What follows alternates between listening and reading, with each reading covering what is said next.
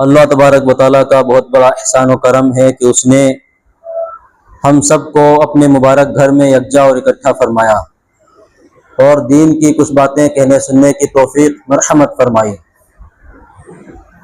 میرے عزیز ساتھیوں اور بزرگوں،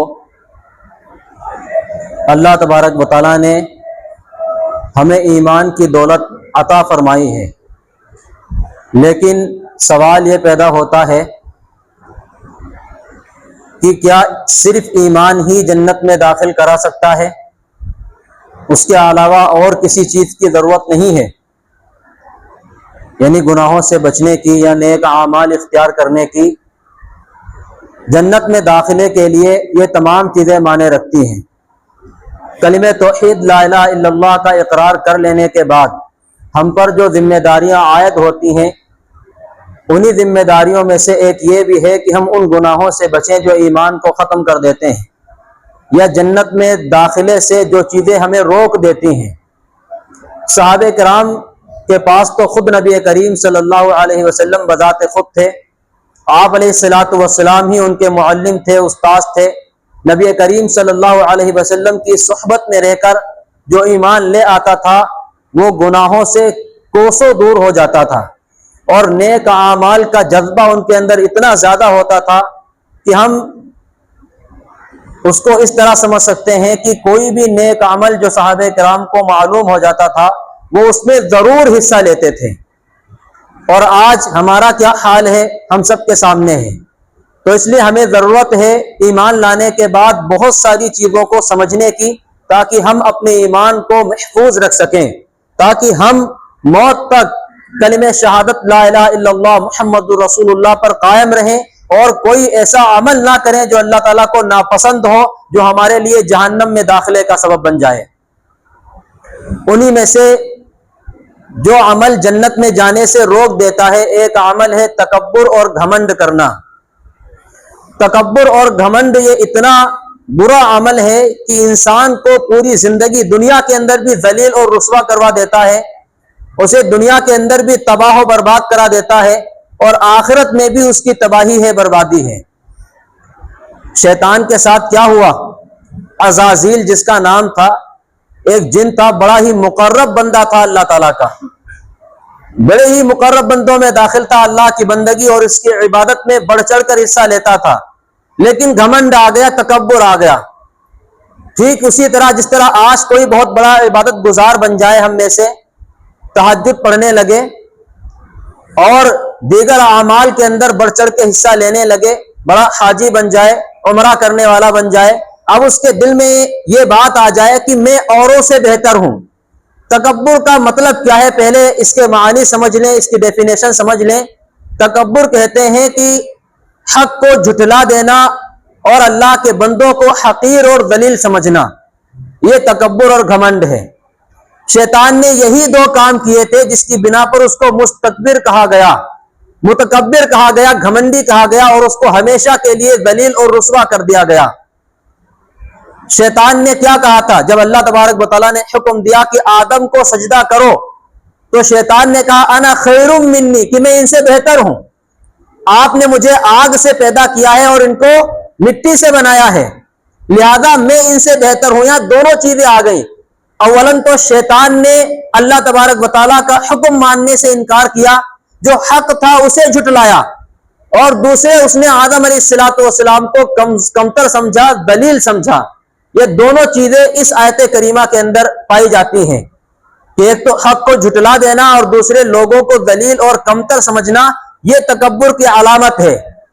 آج کل اگر آپ سے کوئی کہے بھائی تکبر مت کرو، گھمنڈ مت کرو، تو عام طور پر ہمارا جواب یہ ہے کہ بھائی ہم تکبر نہیں کرتے، ہم گھمنڈ نہیں کرتے۔ لیکن یہی پر ذرا آپ اپنے اندر اپنے گریبان میں جھانک کر دیکھیں، اپنی ذات کا جائزہ لیں اور یہ دیکھیں کہ یہ دو باتوں میں سے کوئی بات آپ کے اندر پائی جاتی ہے یا نہیں۔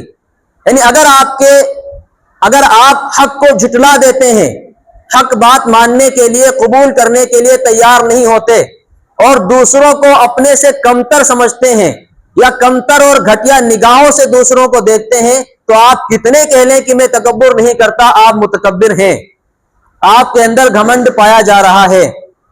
اب وہ کسی بھی اعتبار سے ہو، کوئی بہت بڑا مال والا ہے، وہ اپنے سے غریب اور کمزور لوگوں کو گھٹیا سمجھے، بہت بڑا کوئی طاقتور ہے وہ اپنے سے نچلے لوگوں کو کمزور سمجھے، کوئی بہت عہدے دار ہے وہ نیچے جب دیکھے تو لوگوں کو کمتر سمجھے، یہ تمام چیزیں تکبر اور گھمنڈ کا حصہ بن جاتی ہیں۔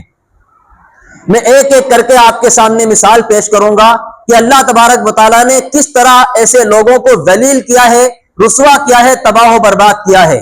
اچھا، ایک خاص بات اور ہے، گھمنڈی آدمی کو نہ تو اللہ تعالیٰ پسند کرتا ہے، قرآن کریم کی آیت ہے لا یحب المستکبرین، کہ اللہ گھمنڈ کرنے والوں کو پسند نہیں کرتا، اپنے آپ کو بڑا سمجھنے والوں کو پسند نہیں فرماتا۔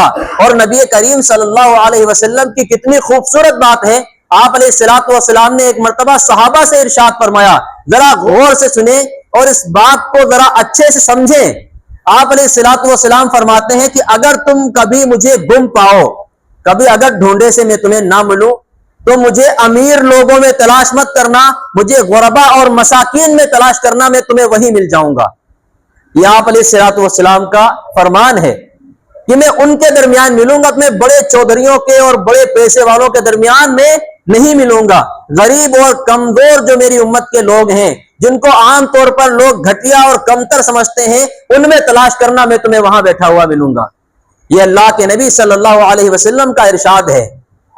تو گھمنڈ کرنے والوں سے متعلق ایک بہت ہی خوبصورت بات آپ ذہن میں رکھیں کہ گھمنڈ کرنے والے کو، تکبر کرنے والے کو نہ تو اللہ پسند کرتا ہے اور نہ بندہ پسند کرتا ہے۔ بھائی کوئی گھمنڈ کرتا ہو تو آپ بھی اسے پسند نہیں کریں گے، کیا آپ پسند کریں گے گھمنڈی آدمی کو؟ کیا تکبر کرنے والے کو آپ پسند کریں گے؟ نہیں کریں گے۔ تو اللہ کی نظروں میں بھی ایسا شخص گر جاتا ہے، وہ اپنی نظروں میں تو اپنے آپ میں بہت اونچا ہوتا ہے، سمجھتا ہے کہ ہم بہت اونچے ہیں، بلند ہیں، لیکن وہ شخص اللہ کی نظروں میں بھی گر جاتا ہے اور لوگوں کی نظروں میں بھی وہ گر جاتا ہے، اسے لوگ بھی اچھا نہیں سمجھتے ہیں۔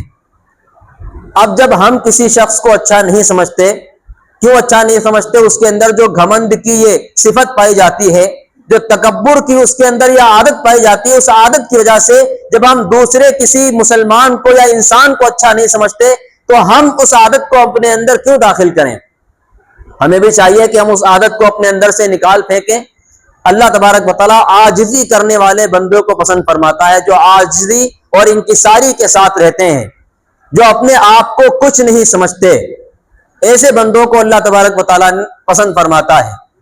مجھے عاجزی میں وہ مزہ ملا کہ جو غرور تھا وہ نکل گیا، تیرے کرم کی ایسی ہوا چلی کہ میں گرتے گرتے سنبھل گیا۔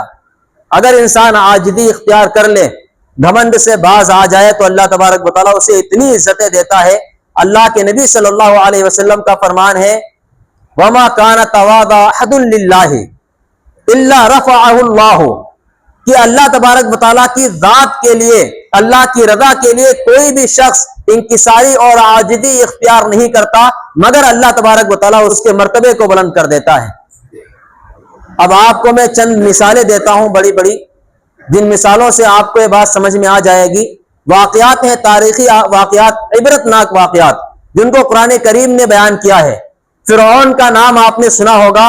فرعون کہتا تھا انا ربکم الاعلی، کہ میں سب سے بلند رب ہوں، یعنی اس کو اپنے عہدے پر، اپنے مرتبے پر، اپنی طاقت پر اور اپنے جاہ و لشکر پر، اپنی بادشاہت، حکومت پر اتنا گھمنڈ تھا کہ اس نے رب ہونے کا دعویٰ کر دیا کہ مجھ سے بڑا کوئی نہیں، انا ربکم الاعلی، میں سب سے بڑا تمہارا رب ہوں۔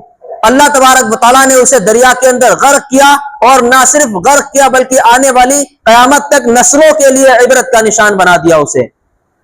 اسی طرح قارون کہا کرتا تھا کہ جو میرے پاس مال ہے، دولت ہے، یہ میں نے اپنی طاقت سے، اپنے ہنر سے، اپنے علم سے کمایا ہے، میرے اندر وہ ہنر ہے، میرے اندر وہ طاقت ہے، میرے اندر اتنی نالج ہے، میں نے اس نالج سے اس مال و دولت کو کمایا ہے۔ اللہ تبارک و تعالیٰ کو اس کا گھمنڈ یہ پسند نہیں آیا۔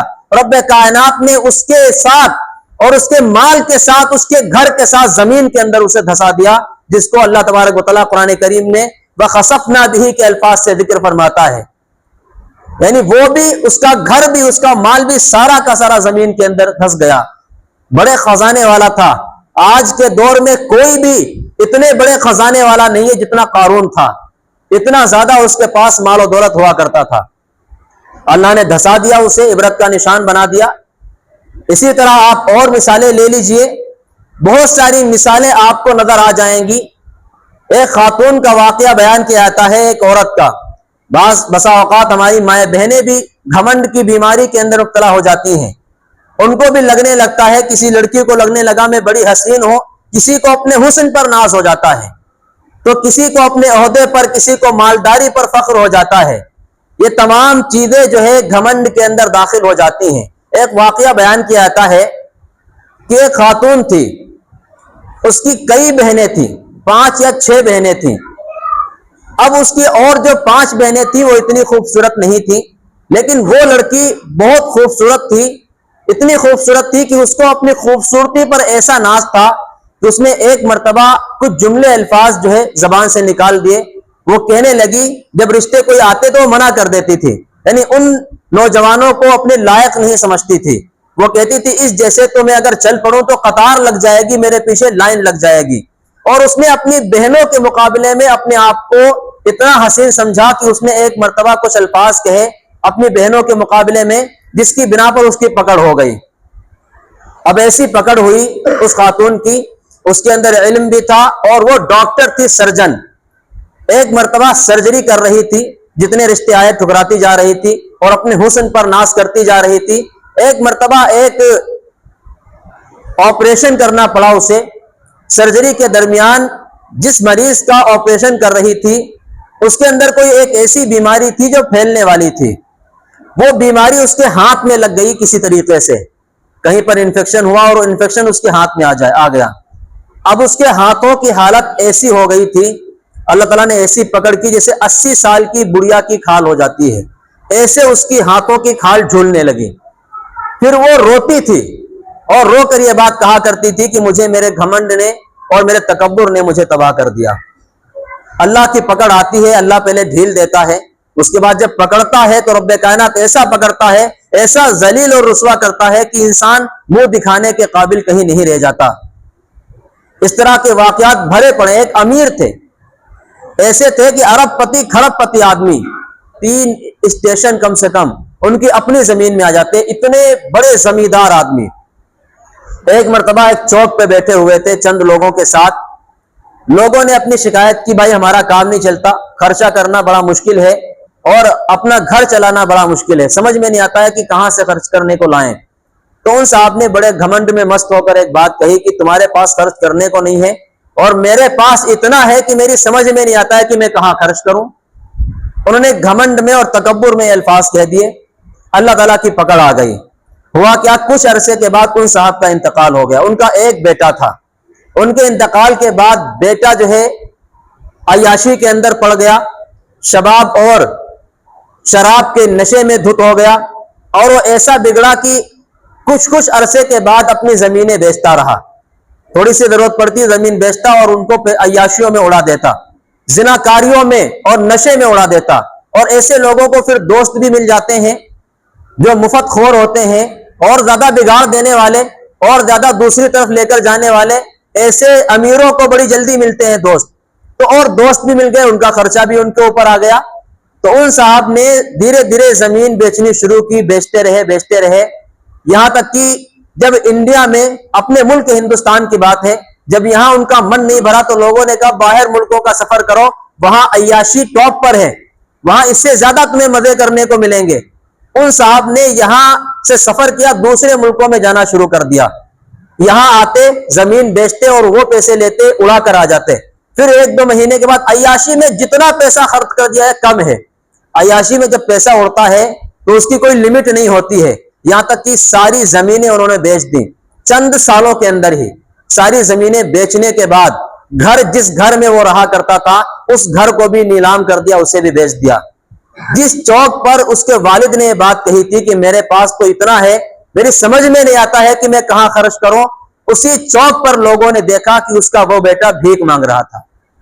یہ گھمنڈ اور تکبر ہے جو انسان کو تباہ کر دیتا ہے، برباد کر دیتا ہے۔ اس لیے کبھی ایسے بول نہیں بولنے چاہیے جو اللہ کو ناپسند ہیں۔ اللہ تعالیٰ کبھی گھمنڈ کرنے والے کو پسند نہیں فرماتا۔ تکبر عزازیل را خوار کرد کہ در قفس لعنت گرفتار کرد، شیخ سعدی فرماتے ہیں، فارسی کا شعر ہے کہ تکبر نے عزازیل جیسے ایک عبادت گزار کو ذلیل کر دیا، رسوا کر دیا، اور لعنت کے پنجرے میں اسے ہمیشہ کے لیے قید کر دیا۔ یہ شیطان جس پر ہم لعنت بھیجتے رہتے ہیں، جس سے ہم اللہ کی پناہ مانگتے رہتے ہیں، یہ شیطان یہی عزازیل تھا، یہ جن تھا۔ وَكَانَ مِنَ الْجِنِّ، قرآن نے کہا ہے جناتوں میں سے تھا۔ اللہ نے ایسا رسوا کیا، ایسا ذلیل کیا کہ آج تک وہ ذلیل اور رسوا ہو رہا ہے۔ اور شیخ سعدی فرماتے ہیں تکبر مکن دین ہارے پسر کہ روزے زدستس در آئی بسر، کہ تکبر ہرگز مت کرو اے نوجوان، کیونکہ اس کی وجہ سے تم ایک دن سر کے بل نیچے گرو گے اور پھر کوئی سنبھالنے والا نہیں ہوگا۔ اس لیے متکبر کو اللہ تعالیٰ پسند نہیں کرتا اور نہ اللہ کے بندے پسند کرتے ہیں۔ اور ایک حدیث شریف میں تو یہاں تک آتا ہے، اللہ کے نبی صلی اللہ علیہ وسلم نے ارشاد فرمایا کہ جس شخص کے دل کے اندر رائی کے دانے کے برابر بھی کبر ہوگا وہ جنت کے اندر داخل نہیں ہو سکتا۔ عاجزی، انکساری، یہ گھمنڈ کے بالکل اپوزٹ چیز ہے، خلاف ہے۔ یعنی آپ جب گھمنڈ سے بچنا شروع کریں گے یا پھر آپ جب عاجزی کرنا شروع کریں گے تو گھمنڈ سے بچ جائیں گے، یا آپ جب گھمنڈ سے بچیں گے تو آپ کے اندر عاجزی اور انکساری آئے گی۔ گھمنڈ سے بچنے کی سب سے بہترین ایک ترکیب بتائی ہے علماء کرام نے، بلکہ اللہ کے نبی صلی اللہ علیہ وسلم نے بتائی ہے۔ آپ نے فرمایا کثرت سے سلام کیا کرو، چھوٹوں کو بھی اور اپنے سے بڑوں کو بھی۔ آپ اپنے سے بڑوں کو کرو گے تب بھی بہت فائدہ ہے سلام کرنے کا۔ آپ نے فرمایا افشوا السلام بینکم، سلام کو اپنے درمیان عام کر دو۔ یہاں تک فرمایا ہے کہ سلام، اگر آپ نے کسی کو سلام کیا، آپ اور وہ ساتھ میں چل رہے تھے، آپ نے سلام کیا، دونوں حضرات گزرے، راستے میں تھوڑی سی دیوار آ گئی، دیوار گزرنے کے بعد پھر وہ صاحب آپ کو مل گئے 1 منٹ کے اندر اندر، فرمایا پھر سلام کرو انہیں۔ اتنا سلام کو عام کرنے کو کہا گیا ہے۔ اور ہم کس طرح کرتے ہیں کہ اگر ہم ابھی راستے سے گزرے، وہ صاحب ملے، ہم نے سلام کر لیا، ادھر سے اپنے گھر سے واپس آ رہے تھے، پھر وہی صاحب مل گئے تو ہم سمجھتے ہیں ان سے سلام کر ہی لیا تھا، اب سلام کرنے کی کیا ضرورت ہے۔ سلام ایک دعا ہے، جتنا زیادہ اسے عام کریں گے اتنے زیادہ گھمنڈ اور تکبر آپ کے دل سے نکلتا چلا جائے گا۔ اچھا، یہ کیوں فرمایا چھوٹوں کو بھی سلام ہمارے نبی صلی اللہ علیہ وسلم کیا کرتے تھے؟ کیوں؟ تاکہ دل میں کبھی گھمنڈ نہ آئے، تکبر آپ کے تو دل میں کبھی آ ہی نہیں سکتا تھا، آپ تو معصوم تھے۔ لیکن ہمیں سکھانے کے لیے، ہمیں بتانے کے لیے آپ علیہ الصلوۃ والسلام نے چھوٹوں کو بھی سلام کیا ہے، بچوں کو بھی سلام کیا۔ تو ہمیں چاہیے کہ اپنے سے چھوٹوں کو بھی دیکھیں، آپ بچے بیٹھے ہوئے ہیں، کھیل رہے ہیں، آپ سلام کرتے ہوئے گزر جائیں۔ اسی طرح آپ کہیں سے بھی راستے میں گزریں یا گھر میں داخل ہوں تو اپنی بیوی بچوں کو سلام کریں، اس طرح ان کی عادت پڑے گی، وہ سیکھیں گے بھی اور آپ کے دل سے گھمنڈ انشاءاللہ نکلتا چلا جائے گا۔ حضرت عمر بن خطاب رضی اللہ تعالیٰ عنہ کی عاجزی کا واقعہ آپ نے سنا ہوگا کہ جب آخر وقت میں انتقال ہو رہا تھا، شہید ہو رہے تھے، تو حضرت عمر بن خطاب رضی اللہ تعالیٰ عنہ کا سر اپنے بیٹے عبداللہ بن عمر کی گود میں تھا۔ حضرت عمر نے فرمایا کہ مجھے میرا رخسار جو ہے زمین پہ ڈال دو، اور تھوڑا سا ہٹا کے تھوڑا سا نیچے کر لیا، لیکن زمین پہ نہیں رکھا۔ ان کا دل گوارا نہیں کیا کہ اپنے والد کا چہرہ میں مٹی کے اندر رکھ دوں۔ یہ کون عمر ہیں؟ فرمایا لو کان بعدی نبی لکان عمر، میرے بعد کوئی نبی آتا تو عمر آتے۔ اتنا بڑا مقام، اتنا بڑا مرتبہ کہ محمد الرسول اللہ صلی اللہ علیہ وسلم کے بعد اگر نبوت کا دروازہ کھلتا، کوئی نبی بن کر آتا تو عمر بن خطاب کو نبی بنایا جاتا۔ گویا اللہ کی جانب سے اللہ کے نبی کو بتایا گیا تھا کہ آپ کے بعد اگر کوئی نبی بن کر آتا تو عمر بن خطاب اس لائق تھے کہ ان کو نبی بنایا جاتا۔ وہ عمر کیا کہہ رہے ہیں کہ میرا چہرہ زمین پر، مٹی پر رکھ دو۔ عبداللہ بن عمر نے ذرا سا نیچے چہرے کو سرکایا، مٹی میں نہیں رکھا، تو ڈانٹ دیا اپنے بیٹے کو، کہا سنا نہیں، نیچے ڈال دو مٹی میں۔ جب عبداللہ بن عمر نے زمین میں ڈال دیا تو زمین میں اپنا چہرہ رگڑنے لگے، مٹی میں، ماتھے پہ مٹی لگی، رخسار پہ مٹی لگی، ناک پہ مٹی لگی، زمین میں رگڑ کے کہہ رہے تھے کہ اے میرے رب، اگر آج تو نے مجھے معاف نہیں کیا تو عمر ہلاک ہو گیا، عمر برباد ہو گیا۔ اگر آج تو نے مجھے معاف نہیں کیا۔ امیر المومنین بھی ہیں، اللہ کے نبی صلی اللہ علیہ وسلم نے نہ جانے کتنی بشارتیں دی ہیں، خوشخبریاں دی ہیں عمر بن خطاب رضی اللہ تعالیٰ عنہ کو، لیکن عاجزی دیکھیے کس درجے کی تھی۔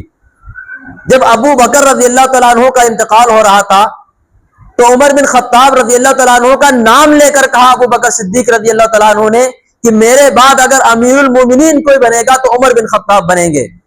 خلفائے راشدین میں کہیں پر بھی کسی کا نام ذکر نہیں ہے۔ اللہ کے نبی صلی اللہ علیہ وسلم دنیا سے رخصت ہوئے، ابو بکر صدیق رضی اللہ تعالیٰ عنہ کو لوگوں نے امیر المومنین بنایا، اللہ کے نبی صلی اللہ علیہ وسلم نے نام نہیں لیا تھا کسی کا۔ اس کے بعد عمر بن خطاب جب رخصت ہوئے دنیا سے تو 6 لوگوں کو منتخب کر کے گئے تھے، ان 6 لوگوں میں سے عثمان بن عفان بنے تھے۔ اس کے بعد حضرت علی رضی اللہ تعالیٰ عنہ کو بھی خلافت کے لیے لوگوں نے منتخب کیا، لیکن عمر بن خطاب ایک ایسی شخصیت ہے کہ خلیفہ جاتے وقت یہ کہہ کر جاتا ہے کہ اگر میرے بعد کوئی امیر المومنین بنے گا پوری اسلامی حکومت کا، پوری اسلامی دنیا کا، تو وہ عمر بن خطاب ہے، یہ کہہ کر جاتے ہیں۔ جب عمر بن خطاب کا نام لیتے ہیں ابو بکر صدیق رضی اللہ تعالیٰ عنہ تو عمر بن خطاب گھبرا جاتے ہیں، کانپنے لگتے ہیں، گھبرا کر کہتے ہیں کیونکہ ان کے ذہن میں کبھی بھی یہ بات تھی ہی نہیں کہ ابو بکر کی کرسی پر میں بیٹھوں گا، ابو بکر کی کرسی پر ان کی نظر تھی ہی نہیں، بلکہ ان کی نظر ان ذمہ داریوں پر تھی جن کے بارے میں اللہ تعالیٰ قیامت کے دن ان سے حساب لیتا۔ حالانکہ ایسے وقت میں جہاں انسان جو ہے اگر کوئی حکمران ہو، اگر اپنے کسی عزیز کو بہت آگے آگے بڑھاتا ہو تو اس کے دل میں بات آ جاتی ہے کہ شاید ان کے بعد مجھے ہی بنایا جائے گا خلیفہ، شاید ان کے بعد میں ہی ان کی کرسی پر بیٹھوں گا، کیونکہ یہ اپنے آگے مجھے سب سے زیادہ رکھتے ہیں، ہر ایک بڑا اہم کام مجھے ہی سپرد کرتے ہیں۔ انسان کے ذہن میں آ جاتا ہے، ان کے ذہن میں کبھی نہیں آیا کہ میں ابو بکر کی کرسی پر بیٹھوں گا۔ ایسی عاجزی اور ایسی انکساری حضرت عمر بن خطاب رضی اللہ تعالیٰ عنہ کی، اور صرف ایک صحابی کی نہیں، آپ صحابہ کرام کی تاریخ پڑھیں گے تو پتہ چلے گا کہ صحابہ کرام پہاڑوں جیسا ایمان لے کر نفاق سے ڈر کر رویا کرتے تھے، پوچھا کرتے تھے ایک دوسرے سے کہ میں منافق تو نہیں ہوں، مجھے لوگ مسلمان ہی سمجھتے ہیں نا۔ یہ بات اللہ کے نبی صلی اللہ علیہ وسلم سے نے فرمائی ہے کہ نفاق سے صرف مسلمان ڈرتا ہے، باقی منافق نفاق سے نہیں ڈرتا، جو مومن ہوگا اسی کو نفاق سے ڈر لگے گا۔ اس لیے عاجزی اور انکساری اختیار کریں اپنے آپ کو اللہ کی رضا کے لیے۔ ہمارے علماء کرام کا آج بھی معمول ہے، رات بھر عبادت کرنے کے بعد، رات بھر اللہ کے سامنے عبادت اور انکساری کرنے کے بعد صبح جب دعا کے لیے ہاتھ اٹھاتے ہیں تو چیخے مار مار کے روتے ہیں، اور پتہ ہے دعا میں اپنی کیا کہتے ہیں کہ اللہ ساری رات میں نے لاپرواہی اور غفلت میں گزار دی، مجھے معاف فرما، مجھ پر رحم فرما۔ یہ وہ حضرات کہتے ہیں جو ساری رات عبادت میں گزار کے صبح دعا مانگ رہے ہوتے ہیں اللہ سے۔ وہ کہتے ہیں اللہ یہ عبادت کچھ بھی نہیں ہے، اگر تیرا فضل نہ ہوا، تیرا کرم نہ ہوا تو ہم کسی لائق نہیں ہیں،